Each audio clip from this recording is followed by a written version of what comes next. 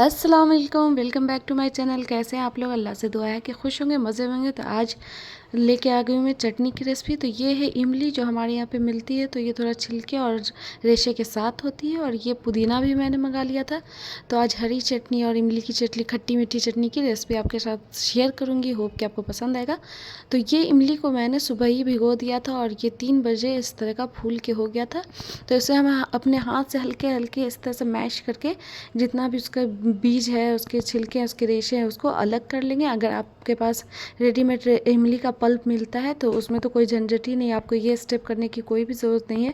सिर्फ पल्प को हल्के से गर्म पानी में आप भिंगा लीजिएगा। ये देखिए मैंने सारी चीज़ें निकाल ली थी इसमें से, बीज और वो जो रेशे थे उसके। अब क्या करेंगे, हम एक बर्तन लेंगे जिसमें आपको चटनी बनानी है, उसके ऊपर स्ट्रेनर डालेंगे और उसमें ये जो पल्प है उसको हम अच्छी तरह छान लेंगे, क्योंकि कितना भी हम हाथ से करें ना, उसमें इमली के छोटे छोटे छिलके रह जाते हैं। तो ऐसे छान लेने से क्या होगा कि आपका जो इमली का पल्प है वो बिल्कुल फाइन सा हो जाएगा। और उसमें कोई भी ऐसा, देखिए मैंने इसे छाना था, थोड़ा सा पानी डाल के उसको फिर से इस तरह छान लीजिएगा। और छानने के बाद अब देखेंगे आप, ये देखिए कितना फाइन सा आपका इमली का पल्प निकल गया है। और इसी बर्तन में कुक करूँगी, ज़्यादा बर्तन भी आपका गंदा नहीं होगा। तो अब चलिए इसे हम पकाते हैं। यहाँ पे मैंने लिया है 1 चम्मच सौंफ और एक बड़ा आधा चम्मच समझ लें ज़ीरा, जिसे रोस्ट करके इसमें हमें फाइन कूट लेना है। हल्का दरदरा रहना चाहिए, ज़्यादा मोटा दरदरा नहीं। और यहाँ देखिए पल्प में हल्का सा बॉयल आ गया था, तो इसमें हम गुड़ डाल देंगे। मैंने 200 ग्राम इमली ली थी और 250 से 300 ग्राम इसमें मैंने गुड़ का इस्तेमाल किया है। गुड़ ज़्यादा मीठा होता है, तो ये खट्टी मीठी है इसलिए मैंने इतना गुड़ का इस्तेमाल किया। अगर आप ज़्यादा मीठा पसंद करते हैं तो आप इनमें 350 से 400 ग्राम गुड़ का इस्तेमाल कर सकते हैं। मैंने 300 ग्राम का किया था 200 ग्राम इमली के पल्प में। तो यहाँ इसको डाल के धीमी आंच पे इसको चलाते जाएंगे तो गुड़ जो है ना खुद ब खुद पिघलना शुरू हो जाएगा और वो उसमें मिल जाएगा। अब जब गुड़ घुल गया तो मैंने डाला है काला नमक आधा टीस्पून। और अब इसमें हम डाल देंगे जो हमारा कुटा भुना ज़ीरा पाउडर था वो 1 टीस्पून। और फिर डाल देंगे लाल मिर्च हाफ़ टी स्पून। और साथ ही साथ इसमें डाल देंगे chaat masala half tea spoon. सारी चीज़ें डाल के अच्छी तरह मिक्स करेंगे और पकने के लिए छोड़ देंगे। गुड़ जो है वो धीरे धीरे पिघलेगा, तो ये जो पल्प है वो थोड़ा सा पतला हो जाएगा। तो यहाँ ये पक रहा था, यहाँ मैंने हरी चटनी का सामान निकाल लिया है। और ये देखिए धनिया पत्ती वही है जिसे मैंने स्टोर करके रखा था। और यहाँ पे अच्छा सा बॉईल आ गया। और ये देखिए जब ऐसा हो जाएगा तो आप अपनी फ्लेम ऑफ कर दीजिएगा, अच्छे से पक जाएगा। जब आपको लगे हाँ ये पक चुका है अच्छी तरह, तो उसे रख दीजिएगा। ये देखिए ये कितनी फ्रेश है, मैंने 3-4 दिन से ज़्यादा हो गया है। जो पिछले वीडियो में मैंने शेयर किया था, स्टोर किया था, अभी तक वैसे ही फ्रेश थी धनिया पत्ती। तो धनिया पत्ती को ले लिया और मैं इसे मिक्सर जार में कट करके डालूंगी, क्योंकि अगर आप ऐसे डालेंगे ना तो वो ब्लेड में फंस जाता है और फिर जो चटनी है आपकी वो फाइन नहीं बनती। तो ऐसे कट लगा के रखिएगा, काट के इस तरह से डालिएगा तो वो जल्दी पिसेगा और अच्छे से पिसेगा। और हरी मिर्च को भी मैं बीच से कट लगा दूँगी इस तरह से। और यहाँ मैंने डाला है 4 से 5 जवा लहसुन और 1/4 चम्मच ज़ीरा पाउडर।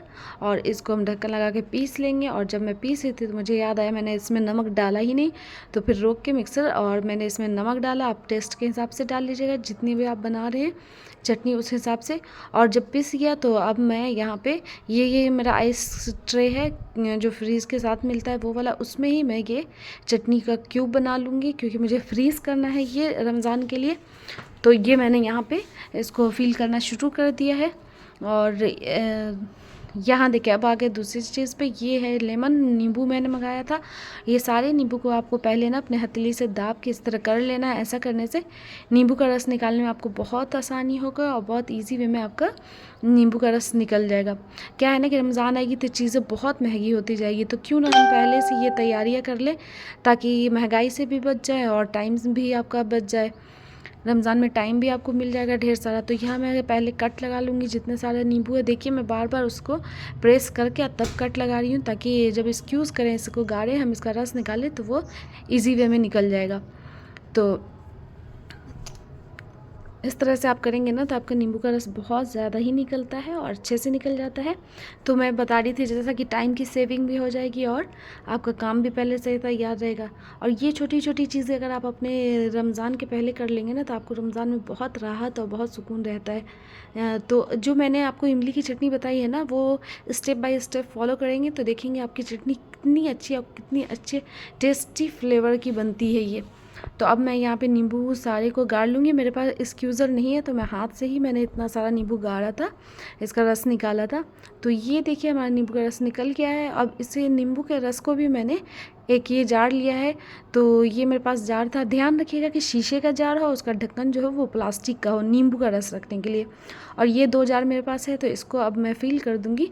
मेरी चटनी भी इमली की जो खट्टी मीठी चटनी है वो ठंडी हो चुकी थी अभी तक, तो अब मैं इसमें फ़िल कर दूँगी। और ये मैंने डाला बहुत ही मज़ेदार, बहुत ही टेस्टी इमली की चटनी इस जार में। और फिर 2 जार यहाँ पे फ़िल हो गया था। 1 जार पूरा फ़िल हुआ, 1 हाफ़ हुआ। तो एक मैं फ्रीज़ कर दूँगी और एक को बाहर रखूँगी ताकि रमज़ान में जो भी डिश बने जिसमें इसकी ज़रूरत हो उसमें आसानी से मैं इसको यूज़ कर पाऊँ। और देखिए मैंने नींबू जो निकाला था वो इतने बड़े जार में भी हाफ़ ही हुआ, तो कोई बात नहीं, मैं दोबारा मंगा के रख लूँगी।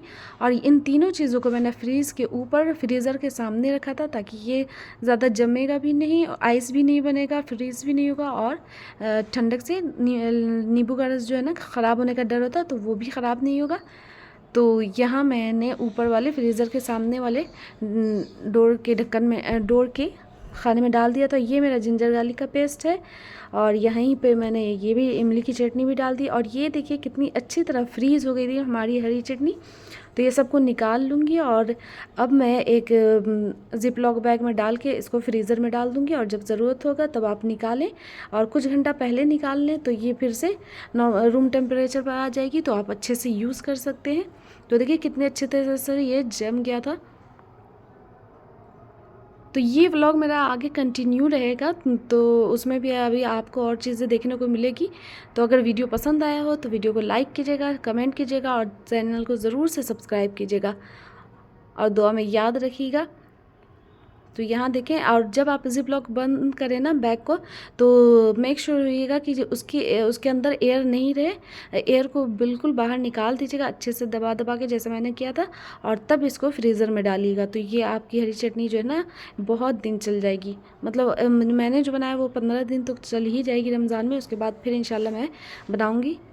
तो अब मैं इसे फ्रीज़र में डाल दे रही हूँ और ये व्लॉग कंटिन्यू रहेगा। अभी मैं खुदा हाफिज़ आपको बोल रही हूँ और इसके बाद भी आएगा, वो भी देखिएगा।